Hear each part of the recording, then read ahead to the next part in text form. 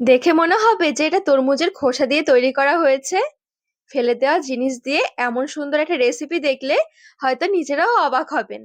এভাবে শুধু একবার তৈরি করে খেয়ে দেখুন, মনে হবে যে আগে কেন তরমুজের খোসা ফেলে দিয়েছি। এভাবে তৈরি করে রাখতে পারেন, খেতে বেশ দারুণ, টক ঝাল মিষ্টি। যারা একটু আচার খেতে ভালোবাসেন তাদের জন্য তো সেরা। নমস্কার বন্ধুরা, নতুন একটা পর্ব দেখার জন্য আপনাদের সকলকে স্বাগত জানাই। আজকে দেখুন নিয়ে এসেছি তরমুজের খোসা। তরমুজ খেয়ে দেখবেন আমরা এই খোসাটা কিন্তু সবাই ফেলে দিই, তবে একবার না ফেলে এই রেসিপিটা বানিয়ে দেখতে পারেন, খেতে কিন্তু দারুণ লাগে। চলুন, আশা করছি আজকের রেসিপি অনেক ভালো লাগবে। এখানে 2 কিলো ওজনের একটা তরমুজের খোসা নিয়ে নিয়েছি।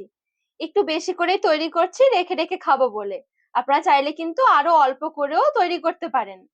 এই যে খোসাটা রয়েছে, এই খোসাটা ছাড়িয়ে নিতে হবে।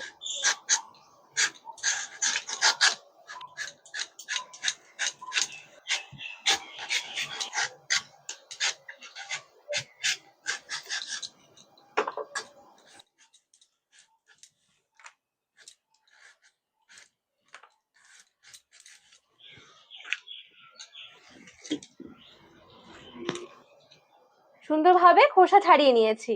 একটু জল দিয়ে ধুয়ে নেব। যদিও আমি প্রথমে কিন্তু একটু জল দিয়ে ধুয়েই তারপরে খোসা ছাড়িয়েছিলাম। একটু ধুয়ে নিয়ে আসবো। এবারে দেখুন, এদিকে আমি এরকম একটা গ্রেটার নিয়েছি। গ্রেটারের সাহায্যে তরমুজের টুকরোগুলো একটু গ্রেট করে নেব।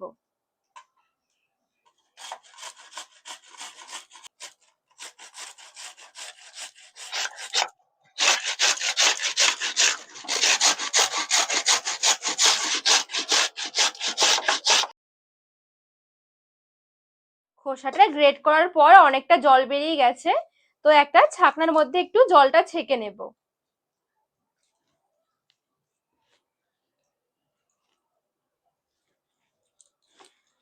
একটু হালকা হাতে চাপ দিলে দেখবেন জলটা সুন্দরভাবে ঝরে যাবে।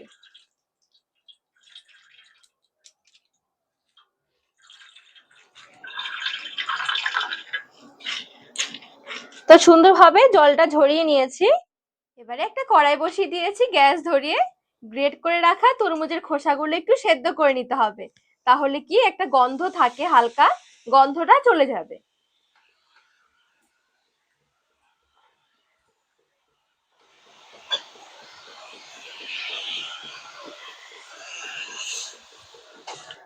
কিছুটা জল দিয়ে দিয়েছি।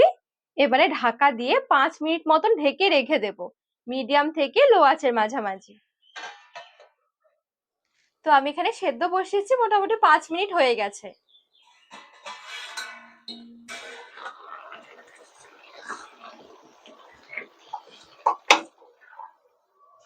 আর এখানে দেখবেন 5 মিনিট সেদ্ধ করার পর এটা কিন্তু সেদ্ধ হয়ে গলে যাবে না, একটু নরম হবে, কিন্তু পুরোপুরি কিন্তু এটা গলে যাবে না। আর এখানে কিন্তু পুরোপুরি সেদ্ধও করা যাবে না, দেখবেন হালকা এগুলো কিন্তু একটু ট্রান্সপারেন্ট দেখাবে। এই দেখুন, আবারও জলটা ঝরিয়ে নিতে হবে।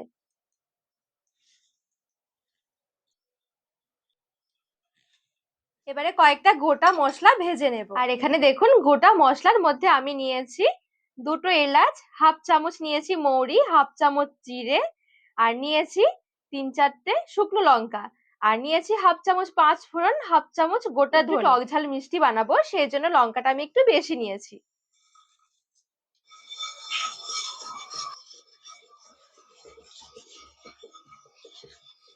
আর এখানে মশলাগুলো অনেক বেশি কিন্তু ভাজা যাবে না, হালকা করে একটু মুচমুচে করে ভেজে নিতে হবে। খুব বেশি মশলাগুলো ভাজা হয়ে গেলে কিন্তু তেতো হয়ে যাবে। তো মশলাগুলো আমি এখানে ভেজে তুলে নিয়েছি, একটু ঠান্ডা করে নেব। এবারে কড়াইয়ের মধ্যে আমি এই তরমুজের এই যে গ্রেট করে রাখা ভাপিয়ে রেখেছিলাম এগুলো নিয়ে নিচ্ছি।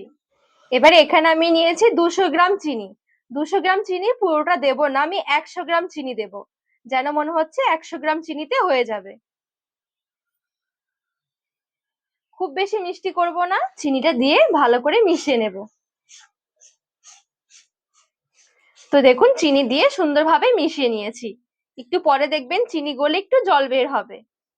এখানে দেখুন আমি নিয়েছি একটু তেঁতুল, তেঁতুলটাকে ভিজিয়ে রেখেছি। আমাদের একটু তেঁতুলের পাল্পের দরকার হবে, ছাকনার মধ্যে তেঁতুলটা দিয়ে পাল্প বের করে নেব।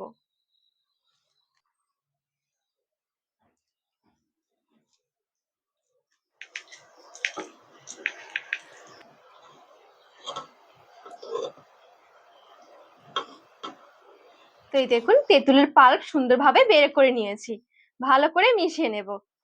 তেঁতুলের পাল্প দেওয়ার কারণে দেখবেন একটু টক টক লাগবে, খেতে দারুণ হবে।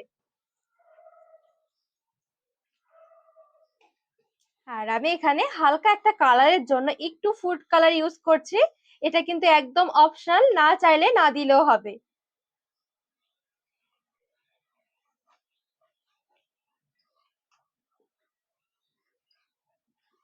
এদিকে আস্তে আস্তে করে পাক হতে থাক, আর এদিকে গোটা মশলাগুলো আমি একটু গুঁড়ো করে নেব।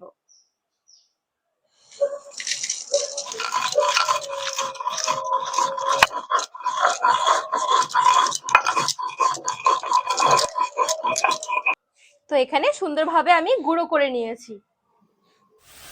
আর এইদিকে দেখুন বেশ সুন্দরভাবে কিন্তু কিছুক্ষণ পাকও হয়ে গেছে। যত সুন্দর পাক হবে দেখবেন তত সুন্দর কালারটাও আসবে। এবারে গুঁড়ো যে মশলাটা আমি রেডি করে রেখেছি, এই মশলাটা ঠিক এরকম চালনি দিয়ে চেলে দেব, তাহলে কি গোটা গোটা ভাবগুলো আর থাকবে না, খাওয়ার সময় আস্তে আস্তে মুখে পড়বে না। ভালো করে নেড়েচেড়ে মিশিয়ে নিতে হবে। আর এখানে দেখুন গায়ে কিন্তু হালকা হালকা জল রয়েছে, আর একটু ভালো করে পাক দিতে হবে। এখানে যত ভালো করে পাক দেওয়া হবে তত কিন্তু এটা ভালো থাকবে, অনেকদিন পর্যন্ত সংরক্ষণ করে রাখতে পারবে, নষ্ট হবে না সহজে। আরো কিছুক্ষণ পাক দেওয়ার পর দেখবেন সুন্দরভাবে কড়াই থেকে ছেড়ে আসবে, আর একটা জল জল ভাব থাকবে না, একসাথে জড়ো হয়ে অনেকটা দইয়ের মতন দেখাবে। আর এখানে দেখুন দেখতেও কি দারুণ লাগছে। পাকটা কিন্তু এখন রেডি। তাছাড়া কিন্তু একটু হাতে চেকও করে নিতে পারেন, দেখবেন পাক হয়ে গেলে হাতে একটু এরকম নিয়ে গোল করলে দেখবেন সুন্দর নাড়ুর আকারে বেঁধে যাচ্ছে, তার মানে পাকটা রেডি। কড়াই থেকে থালার মধ্যে এবারে তুলে নিচ্ছি।